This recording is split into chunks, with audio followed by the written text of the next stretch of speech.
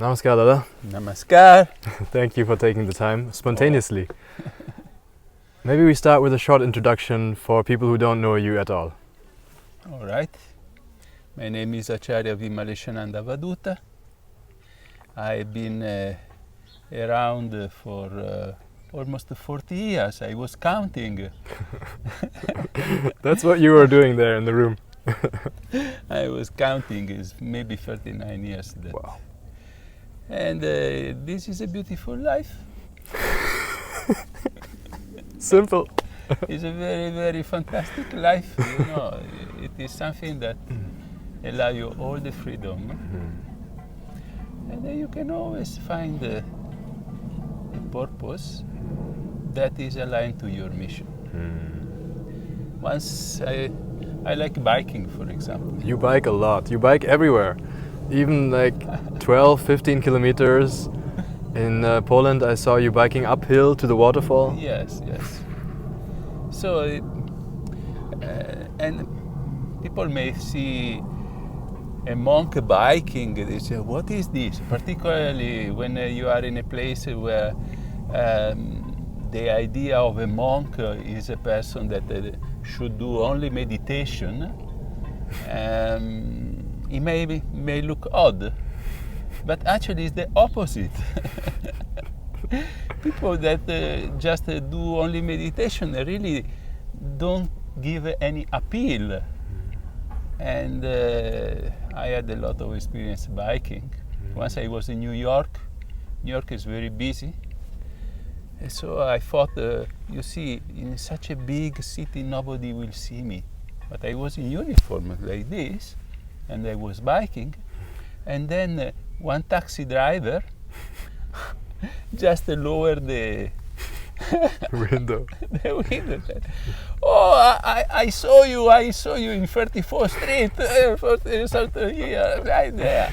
So it made me realize that actually a biking monk may be very, very visible even in a big city like New York. And that encouraged me. Yes, good. I'm doing my job. That is unique, a biking monk. That is maybe your nickname. It should be your nickname. Where do you always get the bikes, by the way? You always have bikes somewhere? It's just, I mean, there are some people that they are attracted by.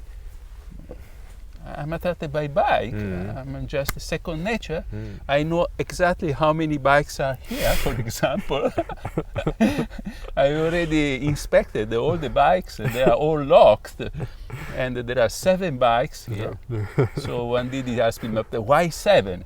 I don't know why 7. She's Jewish.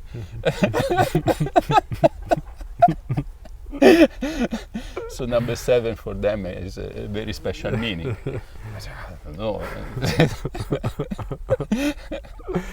Were you brought up in a family where this sport was already a habit? I used to bike to school. You say that that was the environment. Me too. I also biked a lot to school back and forth, and that's why I think I have strong legs. That's why I have strong legs. See it, yeah. Where did you grow up? In which country? I was in Italy. My family were somehow travelers. So I was born in one place and brought in another place, then in another place. Then, so that gave me the possibility not to be attached basically to any place. And that helped me in this type of life where detachment is basically the food.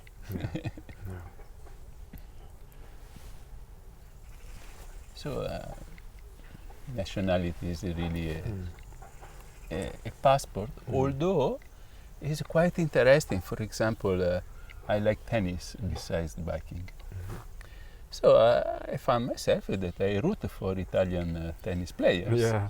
And then you have to realize that, yes, you somehow, but in one occasion I was in Brazil, and there was the final of the World Cup between Italy and Brazil, and I was the only Italian and everybody were for Brazil. And I was also for Brazil. I didn't care because for football I don't have any kind of attachment. No. No, no, absolutely no. So I was imposed to be Italian, rooting for Italy, and of course we got defeated. Just to give the pleasure that somehow there was some opposition. Otherwise they were all from Brazil. So this is also the game and the play as a child. Another example, when I was in training center, where are you from? From Italy. So you know how to do pizza? No, I don't know how to do pizza. Oh, okay, fine, now you prepare pizza. Oh, and I had to prepare pizza. So that is the type of imposition that at a certain moment comes, that as an Italian I have to be Italian, even if you don't want. Yeah. I somehow thought you were Spanish for some reason. I think you speak Spanish as well. Did you live in South America or something? I was in South America, and I was in Central America, besides North America. So they speak Spanish, I would say. Yeah. And there was also a lot of biking up and down the Andes mountains? I bike for 40 days from Columbus, Ohio to Managua, Nicaragua. And I did it at 50 years old. Incredible. And it was a miracle. It was just beyond imagination what happened and how it happened. Tell us and some stories. How I could reach there. And tell us some stories. Tell us some stories of what happened on this trip. Well, what happened in the trip is that at a certain moment I finished the money. And on purpose I finished the money because I wanted to bring some money at destination where there was a school of Wandada. So I wanted to help. I wanted that this trip was for service, not just for pleasure. So when I arrived in one place, I convinced the local person that guessed me, I trusted her, to leave the money with her and to make sure that she was going to send me the money when I was reaching the destination. So two purposes. First of all, because in that way I had to reach there, otherwise I was not getting any money. So I was smart in this regard.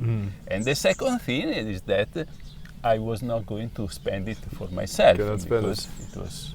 And third, you cannot also get robbed. Yes, exactly. That was also another advantage. So I did. So from there on, I was just without money. So I was going in the market, and in Central America, people are kind by nature. So I remember I was there. There was a person who was preparing fantastic fruit salad. It was just with the mango and the decoration and everything. And of course, the peels they are there. So I started just to pick up a peel without asking permission, I mean. Okay. And to eat the mango that was still attached to the peel.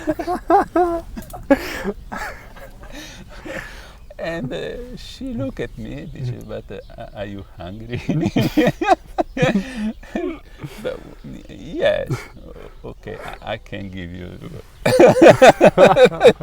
She was feeling too bad that I was eating the peel of the mangoes. I have a similar story from Guatemala, because I went to a random city once, Huehuetenango. I ended up there because I was not liking Mexico. I wanted to get out of Mexico as fast as possible. I took the earliest bus to get out of Mexico, ended up in Huehuetenango. And there was also a big market. And I used to go in the day, but there was nothing that I liked. It was a lot of meat as well, and I didn't like it. So somehow I went back in the evening after it had closed, and I saw the dogs. They were all over the place, licking this empty peels, licking the whole garbage, and often also throwing the whole garbage container on the floor and eating everything. So it was a market full of dogs. That was a very strong image in my mind, and I took some videos of it.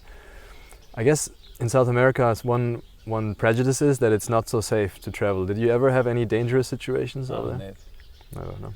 Once I was in El Salvador, already was considered dangerous. So I was approached by a group of drunk people who just brought me out of the road.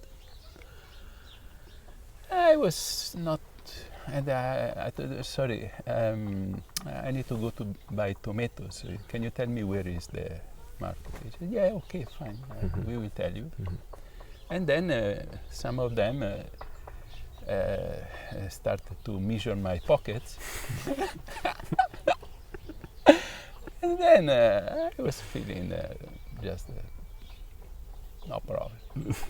So I made them sing Baba Nanke Valam. You are all drunk, correct?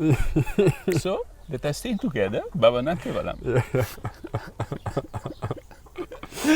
And then after that, some of them started to tell, he's a holy man, don't touch him. Then I felt that my job was done. So he said, can I go to the market? Yes, go. So I went to buy tomato. On the way back, they were, Dada! I was just, so I had all them for me. So that is, the danger is actually only inside. Because nobody can touch anybody if there is no fear. That is the experience of and in all the places there are always good people, and in all the places you will receive advice. I was in Sicily. Sicily also is a kind and Dada is that project in the most dangerous place of Catania. Oh yeah. And everybody is fearful. That is not my nature. But anyway, I look strange, not only for the dress, but also because I mean, I don't know really where my feet are. So it's a natural condition. So I asked, sorry, I'm looking for a bakery. And the bakery was just almost in front. So this little kid, was a 7-year-old kid, looked at me, they said, but who is that? So he understood that I was. So he told me, be careful. Here, they steal everything. And he was from there. So, okay, thank you. And then I went. So what I can fear, that is the point. So it's difficult to fear when you don't see the danger. And also when you are living like as lightly as you are, with very less possession, not much to steal, you can travel the world and there's not a lot of risk. When I was in the bicycle, not a single time they check I have the very little luggage. Not a single time they check the luggage until I arrived to Nicaragua. Nicaragua, yes. Yeah. They were particular because it's such a place that really people are hungry. More than other places that I visited. Not even in Guatemala, not even in absolutely Mexico. No? The more you can go, the more, not even in Salvador, not even in Honduras, that already I was guested by the police. I went there, I asked hospitality, and I just sit on the bench, just not far from the... So they told me, look, don't sit there. Okay, I moved. Then I look at the wall, and there was the hole in the wall of the bullets. So I understood that it was not a good position. That's where we shoot people.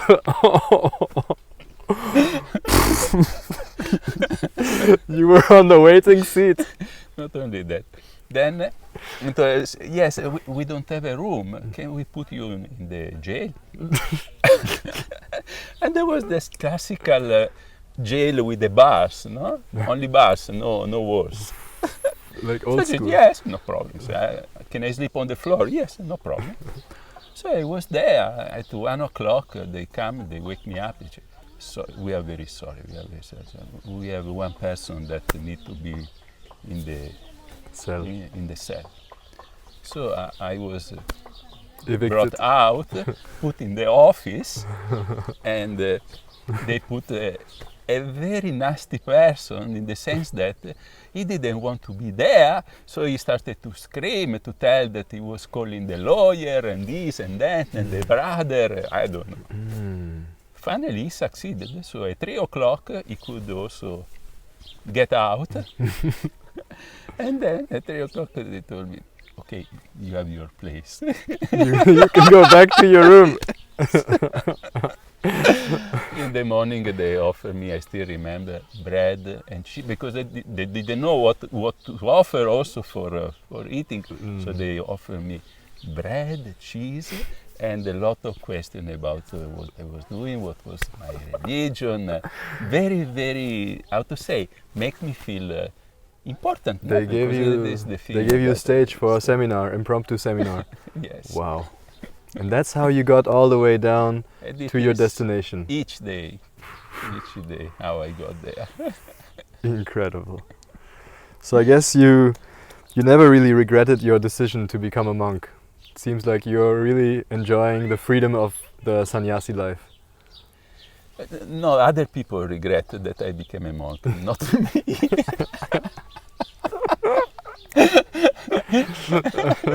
Everyone else. No, we don't. We love your stories, Dada. And I remember in Poland you told one interesting story, actually not your own, but one from Francis of Assisi. And the story was a bit mysterious to me. And oh, yes, I asked a question, but I didn't understand fully the meaning of that story. There was a monk who was asking for refuge, like you, in front of the Francis of Assisi's monastery. And maybe you can tell that story one more time and explain the meaning.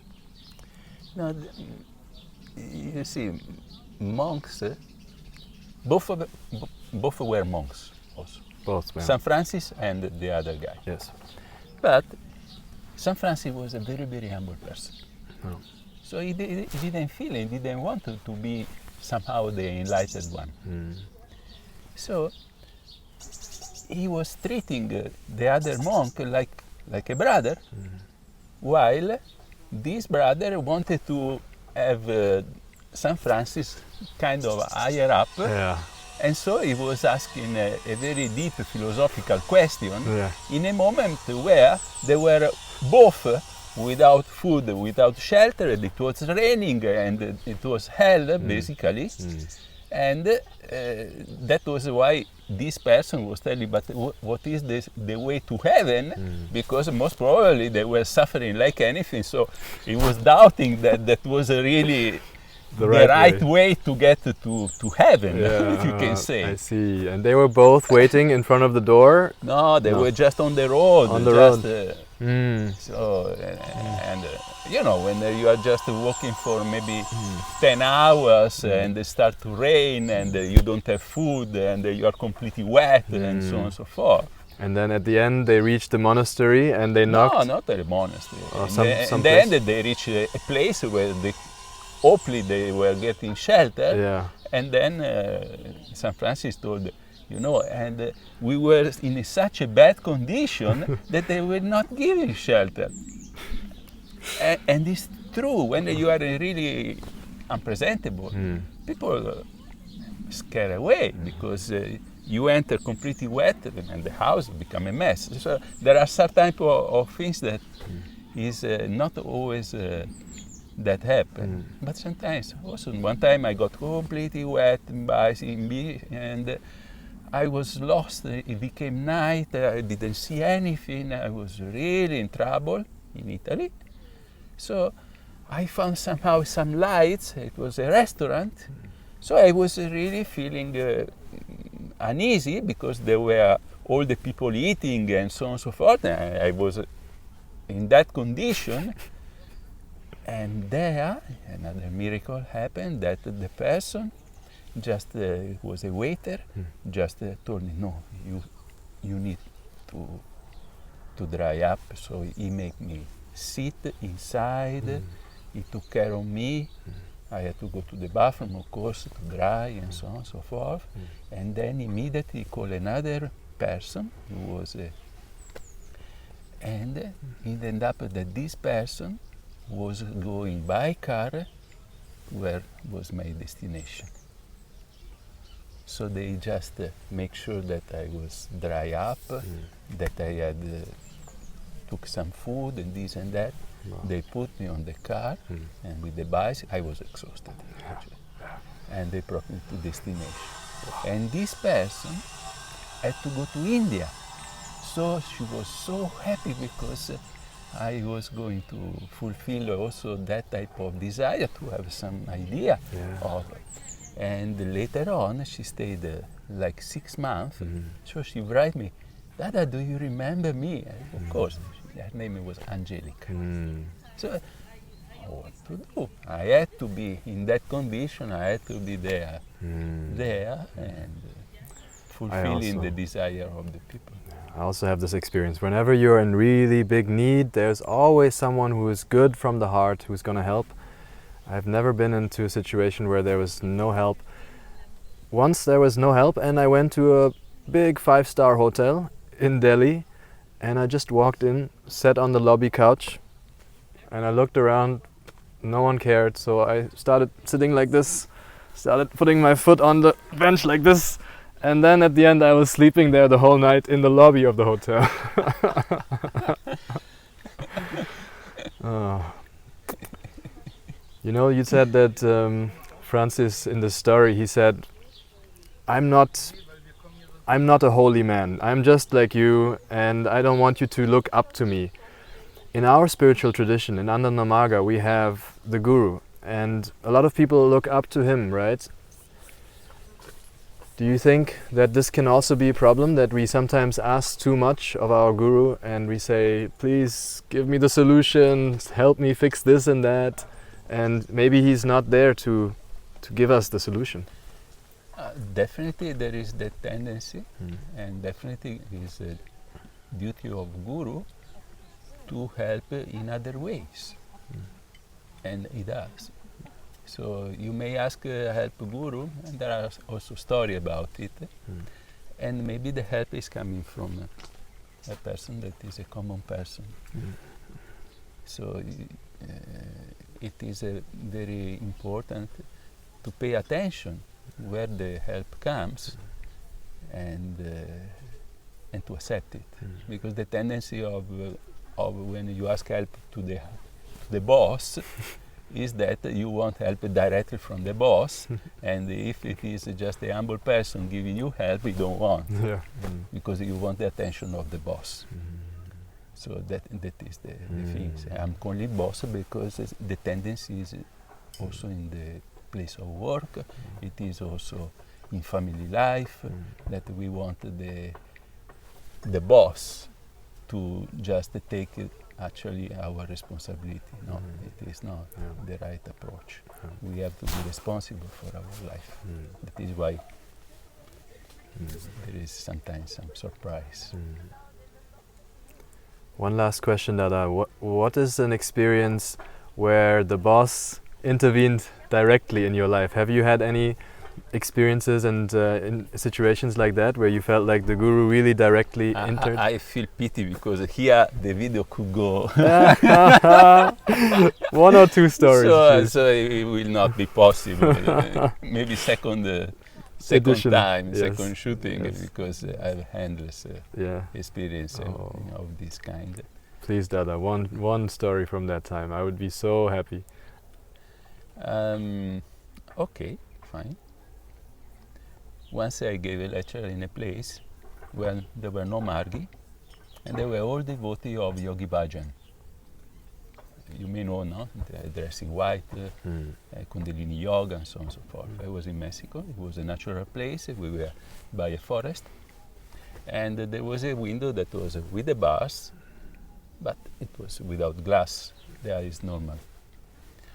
Anyway, these were seasoned devotees of Yogi Bhajans. In the summer only. Yes, they were kind of.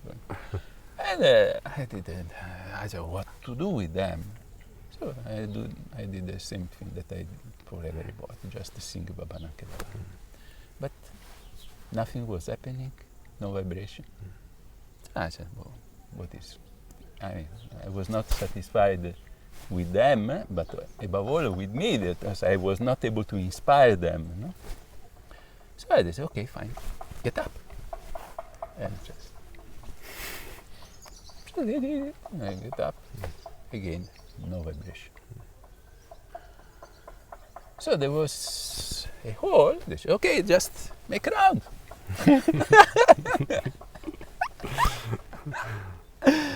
And making round, I started to see that really they started to enjoy.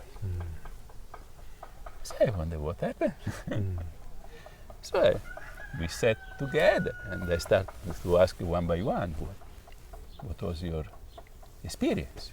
So the first one told, you know, I saw a lion entering from the window. The window with the bars, so a lion. Kundalini Yoga, they are all sing. Sing means lion. So for them, a lion has that type of meaning. So that was the mental projection of this person, that she saw a lion just entering there. But it was a real thing in the sense that when we arrived to the host, she was just looking like this, like somebody was in front of her looking at the feet of this person, and there was nobody there. And she told, just looking at the feet, your guru is here. Then I asked for, is it dressed in white? I was sure, because how is possible that he is not dressed in white when everybody is, yeah. I said, yes. Okay, namaskar, Baba. Of course, that was crazy. That was a real thing, in the sense that, of course, they were enjoying, and Baba graced them by coming, as he promised that when we sing sincerely, full throat, kirtan, he will come physically. And that was well after, a few years after his departure. So that was great. Absolutely. One thing I realized with the Guru is when you don't accept him yet, when you have not chosen him yet, he doesn't reveal much. And it's a bit of a catch-22, you know. Only after you accept him, he shows you more. It's difficult to get the first step done. But she was lucky; she saw him in her eyes. Yeah. And of course, she was the only one who was able to see. Yeah. I was not. Yeah. Thank you so much, Dada, for all the stories. There's so many more. Thank you. I know you have many more stories. So if you ever want to talk to Dada himself, you'll find him on a bike somewhere in the world, touring around. Maybe we should make an Instagram account, Dada, Monk on Bike. And you do it. I will do it for you. Otherwise, you can of course meet Dada at events like this. You just Google Ananda Marga and you'll find a lot of events, retreats, and he's often around, or other acharyas who can teach you meditation and all these subtle aspects of spirituality. Thank you so much, Dada. Namaskar. Thank you. Namaskar.